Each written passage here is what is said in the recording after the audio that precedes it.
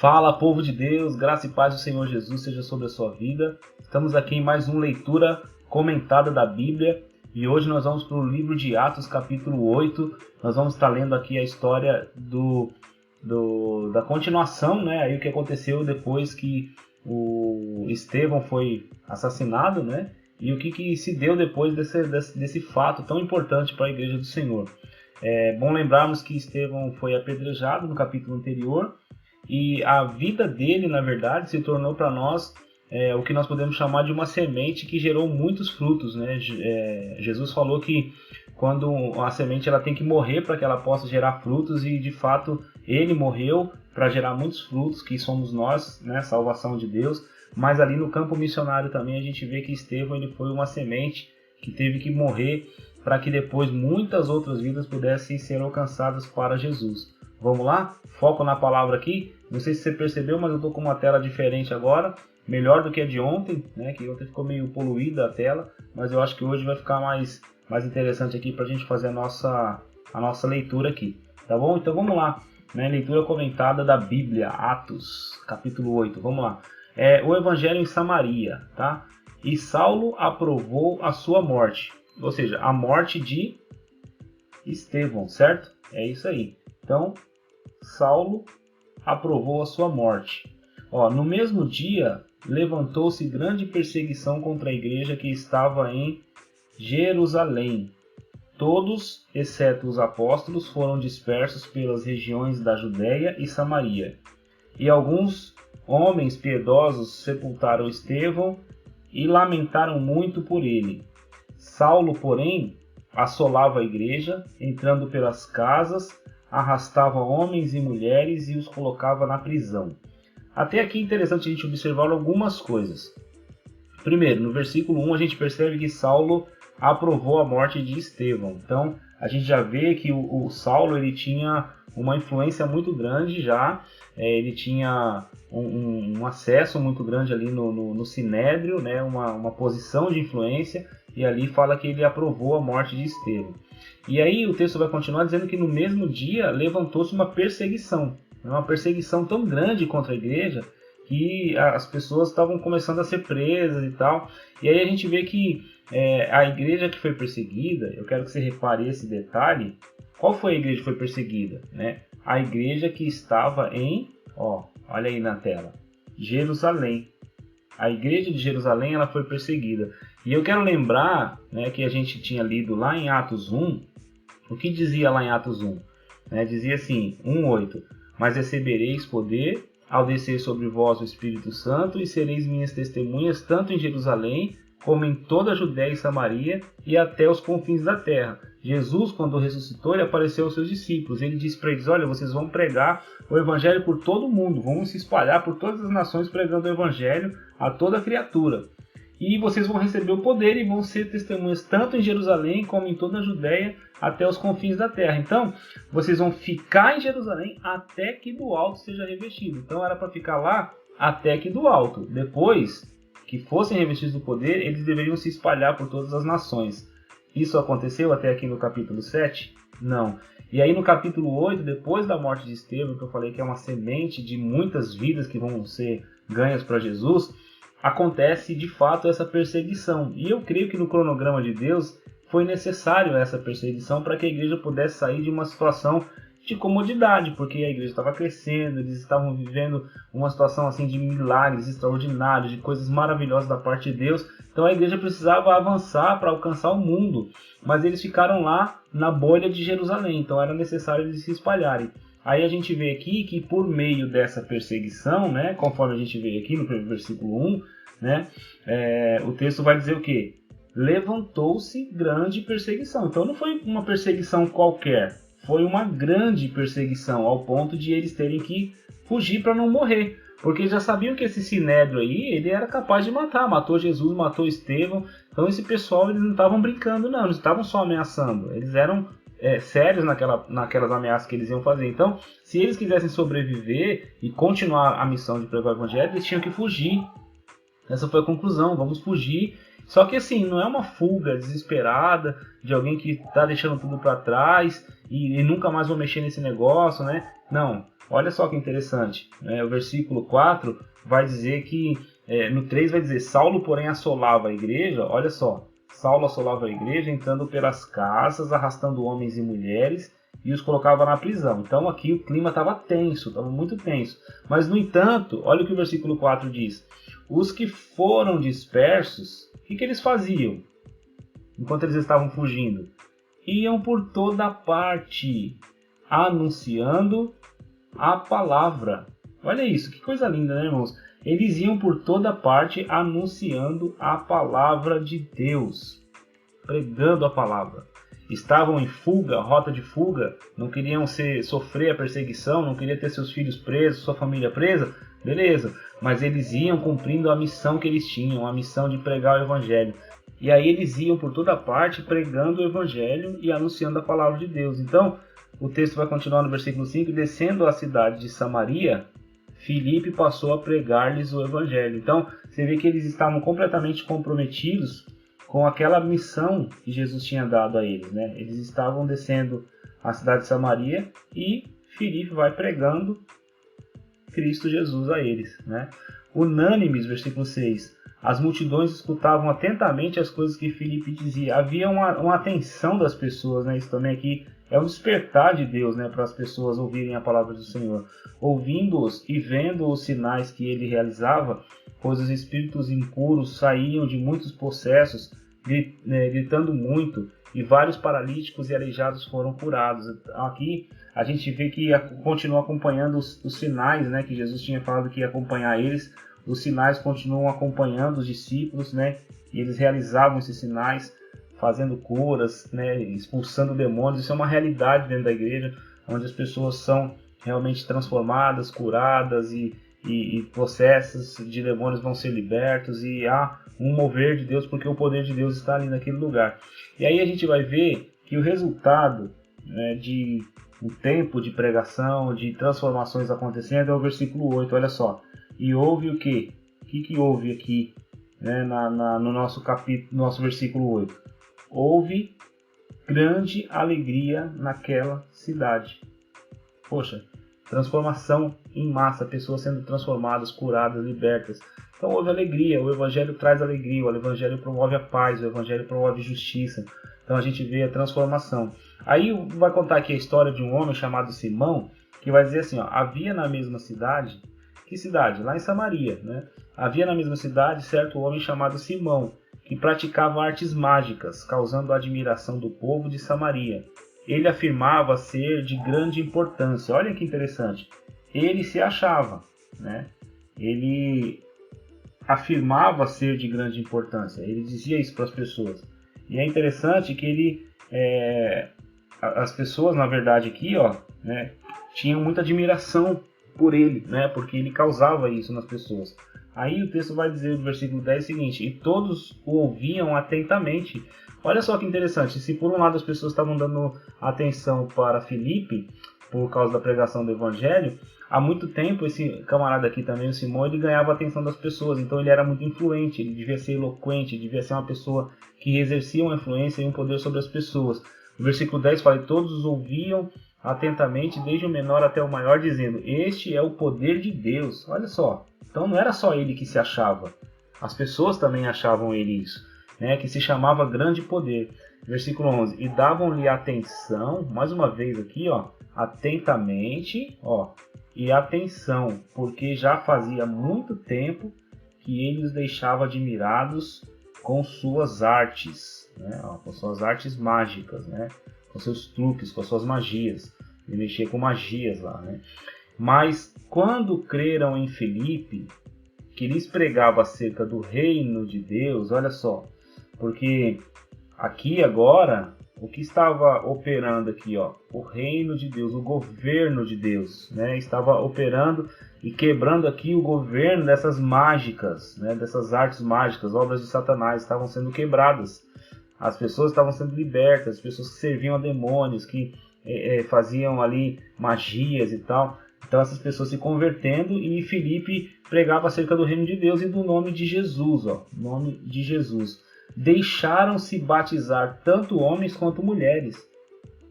E até o próprio Simão creu, ó, o próprio Simão creu também, ele foi influenciado pelas pregações ali de Filipe, e sendo batizado, passou a acompanhar Filipe. Olha isso aqui, ó. Passou a acompanhar Filipe, admirando-se dos sinais e grandes milagres que eram realizados. Em Jerusalém, os apóstolos souberam que o povo de Samaria havia recebido a palavra de Deus e enviaram-lhe Pedro e João.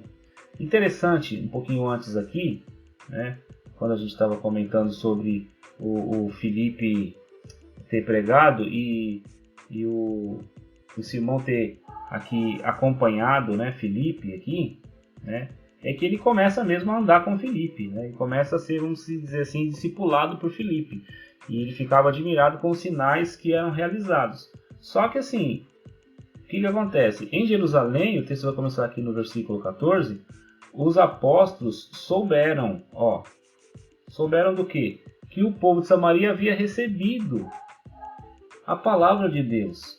E aí então eles enviaram Pedro e João, que eram as autoridades que estavam sobre a vida de Filipe. Porque Filipe, lembra? Filipe era um diácono que foi outorgado nesse ministério por imposição de mãos dos apóstolos e também pela escolha da igreja. Então Filipe estava debaixo da autoridade da igreja, exercendo o ministério que fora dado a ele, e ali ele estava resultando em frutos para a glória de Deus, pregando a palavra, fazendo a obra do Senhor, e por causa da perseguição ele foi para Samaria. Então Pedro e João eles vão até lá meio que numa situação de supervisionar o trabalho que estava acontecendo, porque eles souberam que o povo de Samaria também estava recebendo a palavra de Deus. Então eles foram lá. Aí o versículo 15 vai dizer: os quais, tendo descido, oraram.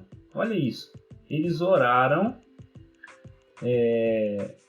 por eles para que recebessem o Espírito Santo. Versículo 15 aqui, ó.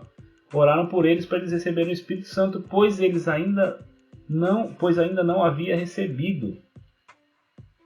Pois ainda não havia descido sobre nenhum deles, né?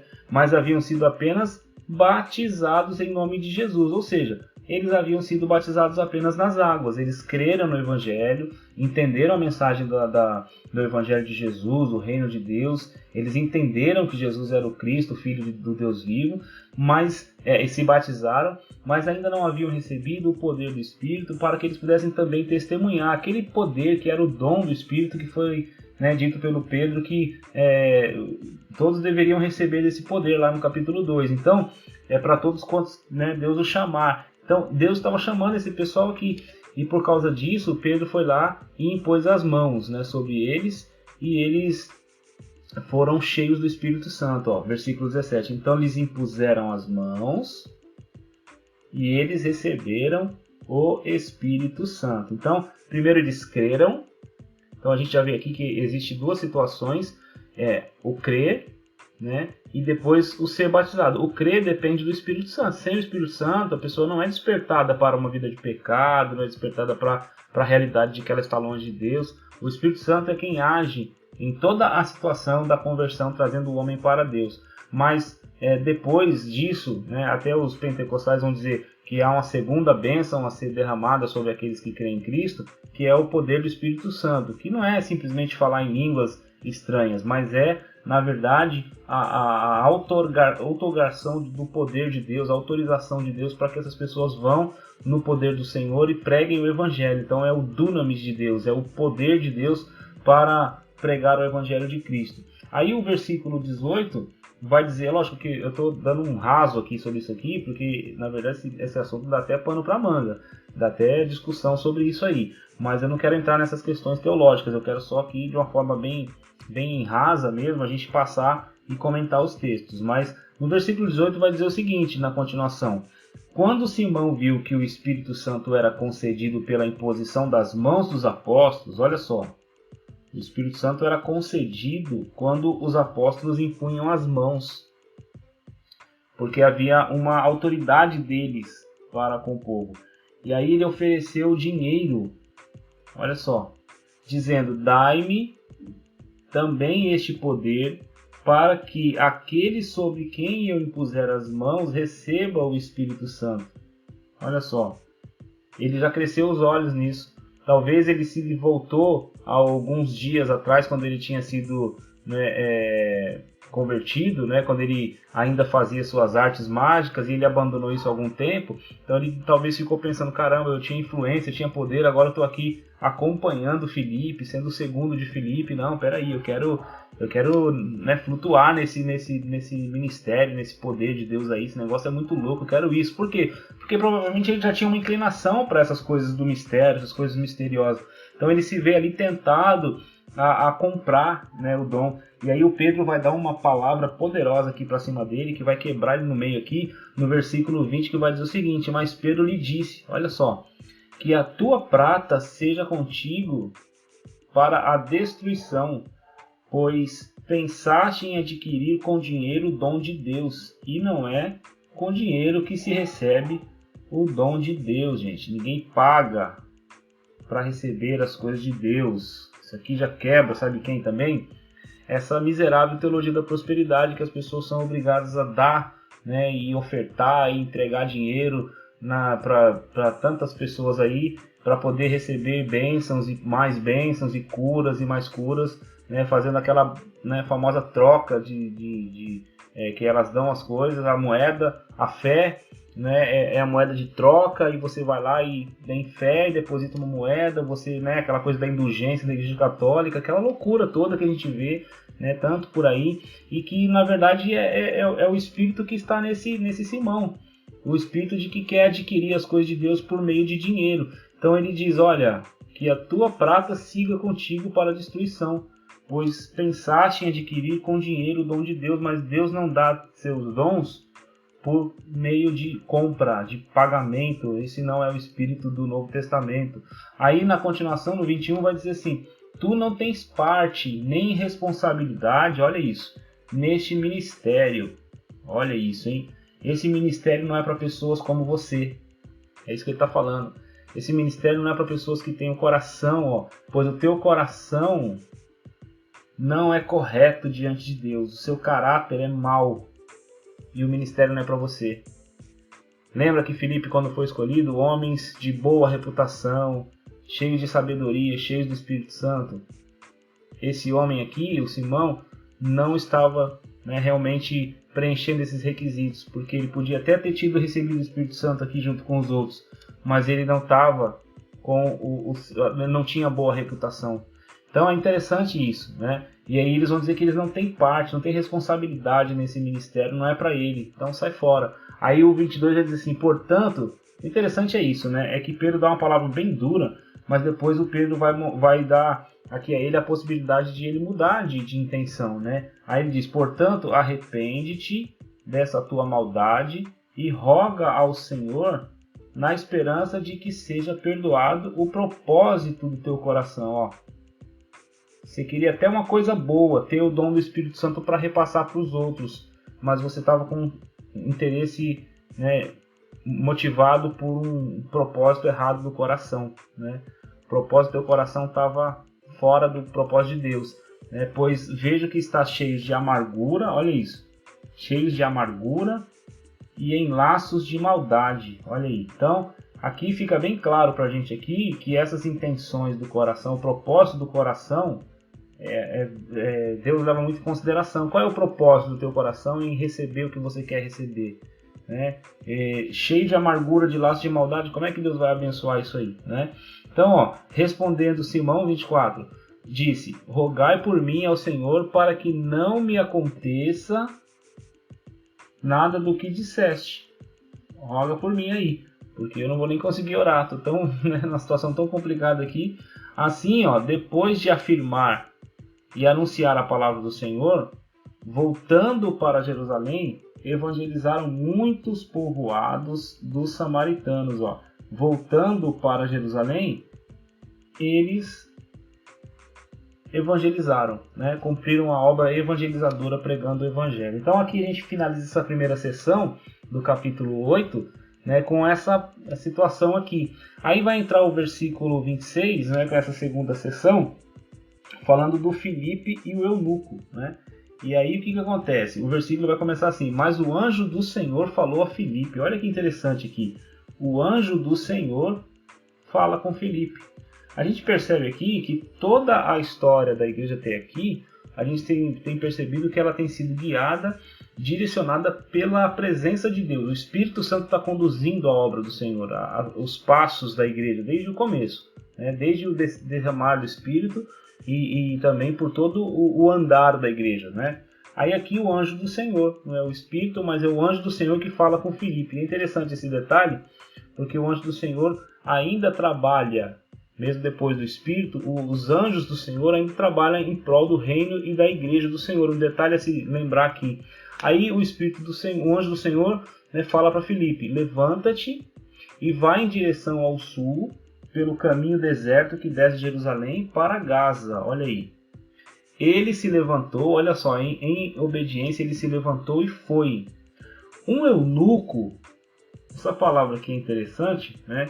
Um eunuco. O que é um eunuco? Eunuco etíope, né? Aqui o eunuco é um escravo. Geralmente é um escravo que é castrado e que era responsável por administrar o harém dos reis, né? Mas como ele era administrador de uma rainha, olha só, né? Administrador de Candace, rainha dos etíopes, ele tinha uma função, ó, ele era superintendente de todos os seus tesouros. Ele era um homem de alta posição dentro dos escravos, no caso, né? Era um servo, um escravo, mas ele tinha uma alta posição lá e ele era responsável, superintendente dos tesouros. Ele era um homem de influência lá dentro e era rico, porque ele tinha ido a Jerusalém para adorar o Senhor. Então ele devia ter ou nacionalidade judaica em Jerusalém, ou ele era natural de Jerusalém, ou ele era prosélito, né, religioso da religião dos judeus, né? E aí ele, por causa da religião, ele ia para Jerusalém todo ano para adorar o Senhor. O texto fala aqui que ele já ia para Jerusalém, estava voltando, ele já estava vindo de Jerusalém. Lembra que teve a festa do Pentecostes, 50 dias depois da Páscoa, e teve a Páscoa. Então a cidade estava fervendo em festas, né? Era aquele mês das festas e tal. Então ele estava voltando. E nessa volta para casa, versículo 28, ó, e sentado na sua carruagem, ele lia o profeta Isaías. Um detalhe interessante é que um rolo do livro do profeta Isaías era um material que não era todo mundo que tinha, né? Os reis, né, tinham, os reis em Israel tinham, né? Os profetas tinham, os escribas tinham. Era uma coisa que não era todo mundo, não era qualquer um que tinha isso na mão, né? Então o que acontece? Ele provavelmente era uma pessoa de influência e ele tinha, como ele era superintendente dos tesouros lá, então ele tinha condições para ter isso em mãos, né? Ele devia ter comprado isso aí, estava levando, né, de volta na carruagem e ele estava lendo, né? E interessante que o versículo 29 vai dizer o seguinte, que o Espírito, olha o Espírito Santo aí, ó, o Espírito disse a Filipe: aproxima-te e acompanha esta carruagem. Olha que legal isso aqui, né? A gente vai ver aqui nessa passagem um método muito interessante de evangelismo, né? Totalmente guiado pelo Espírito Santo, conduzido pelo Espírito Santo e na instrumentalidade de um homem comum, como era Filipe, mas um homem cheio do Espírito. Aí Filipe, olha só o 30, Filipe correu e ouviu que o homem lia o profeta Isaías. Olha só, ele lia o profeta Isaías e perguntou, olha o que Filipe perguntou, olha a pergunta dele. Olha a pergunta dele, que interessante. Entendes o que está lendo? Você consegue perceber duas coisas aqui? A primeira coisa é, o seguinte, Filipe correu, olha aqui, ó, versículo 30, e viu o que o homem lia, o profeta Isaías. Ou seja, Filipe observou o que ele estava fazendo, em primeiro lugar, ele observou o que o camarada estava fazendo. Em segundo lugar, ele aproveitou a oportunidade que o homem deu, né? Em segundo lugar, aproveitou a oportunidade que ele deu, que era o quê? Lendo o profeta Isaías, ele faz uma pergunta dentro daquilo que está acontecendo. Então, ele faz uma interação com aquele homem. Ele diz, entendes o que está lendo? Olha essa pergunta. Você entende o que você está lendo? E a pergunta dele foi o seguinte, a resposta dele foi o seguinte, ao 31. Respondeu, como poderei entender se não há alguém que me ensine? Como eu vou entender se não tem quem me ensine? E aí ele pediu, ele mesmo, ó, pediu a Filipe que subisse e se sentasse. A passagem da Escritura, interessante como o Lucas registra isso aqui, né, no texto, porque ele vai declarar que a passagem da Escritura, olha só, que ele estava lendo era esta qual? Foi levado como ovelha ao matadouro, e como um cordeiro mudo diante de quem o tosquia, não abriu a boca. Olha isso. Profeta Isaías não abriu a boca. Na sua humilhação, aqui ó, a justiça lhe foi tirada. Quem relatará a sua geração? Porque a sua vida é tirada da terra. Isaías 53, ele está falando, né, em partes aqui de Isaías 53. Aí o que acontece? O Filipe vai fazer uma coisa muito interessante aqui, ó. Nesse momento aqui ele fala da passagem que está sendo usada, certo? Aí tomando a palavra, versículo 34, o eunuco disse a Filipe, olha isso, por favor, de quem o profeta está falando? Ele tem dúvidas, sabe por quê? O que eu vejo aqui, gente? Um homem religioso, que de alguma forma tinha conhecido a religião dos judeus, e estava fazendo ali seus rituais religiosos, na verdade era o que? Era um homem em busca de Deus. E o Espírito Santo não deixa passar desapercebido um homem, qualquer que seja, em busca de Deus. Aí Deus envia quem? O Filipe. E é interessante que ele tem dúvidas, ele pergunta de quem o profeta está falando. De si mesmo ou de outro?